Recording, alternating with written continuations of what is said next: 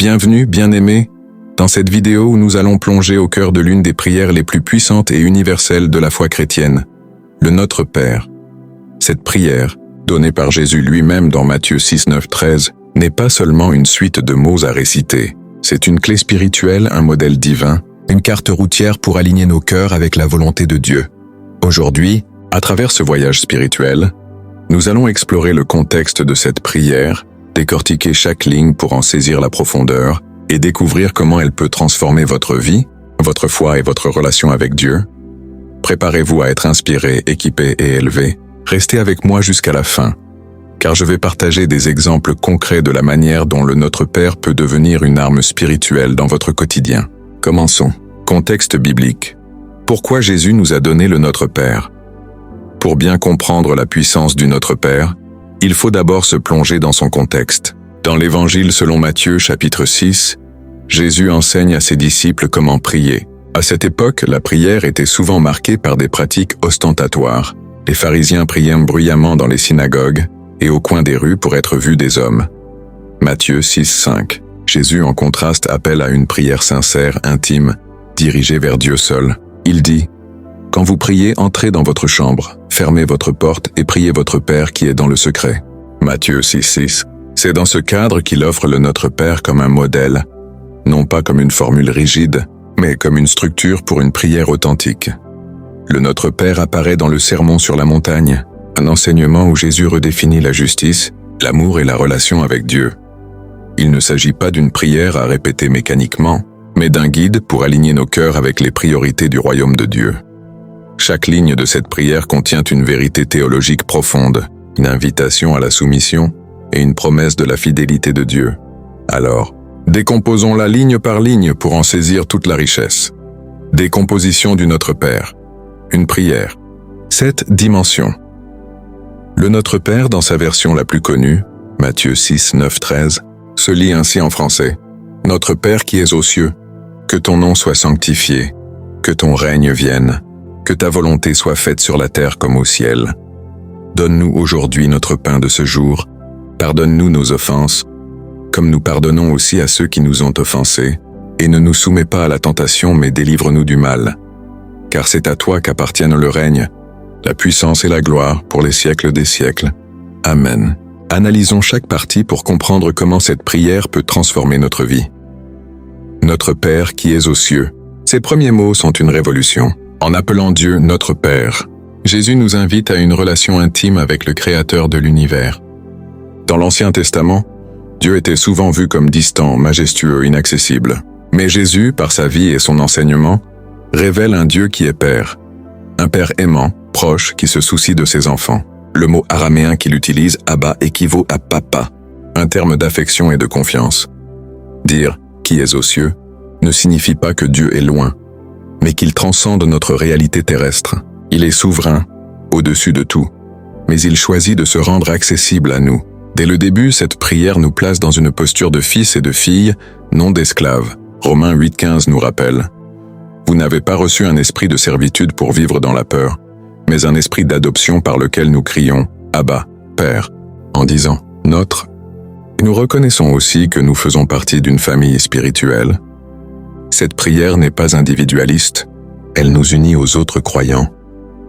Que ton nom soit sanctifié. Sanctifier le nom de Dieu, c'est reconnaître sa sainteté, sa grandeur, sa majesté. Le nom de Dieu représente tout ce qu'il est, sa nature, son caractère, sa puissance. Dans la culture biblique, un nom n'était pas juste une étiquette, mais une révélation de l'identité. Dire « que ton nom soit sanctifié » est une déclaration que nous voulons voir Dieu honorer dans nos vies et dans le monde.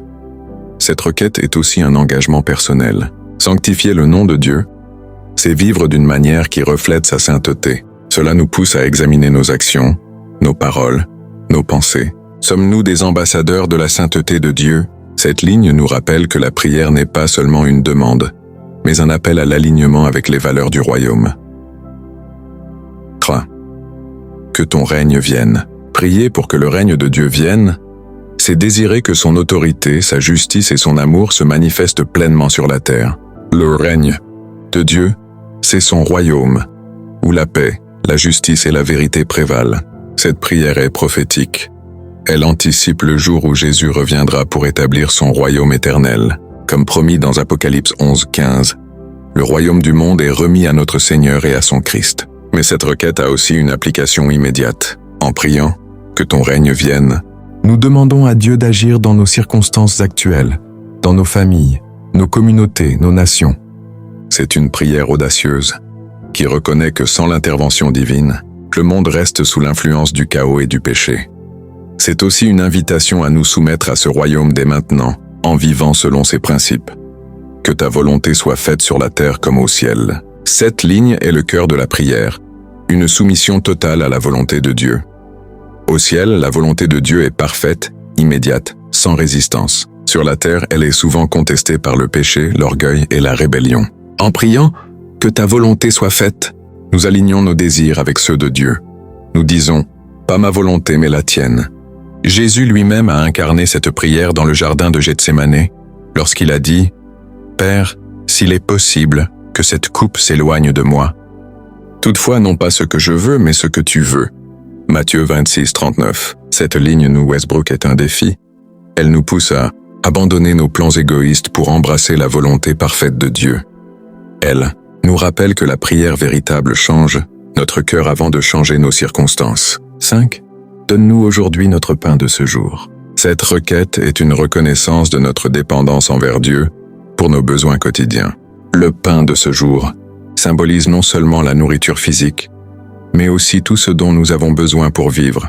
Santé, force, paix, sagesse. En priant cela, nous confessons que Dieu est la source de toute provision. Cette ligne nous enseigne aussi la confiance quotidienne.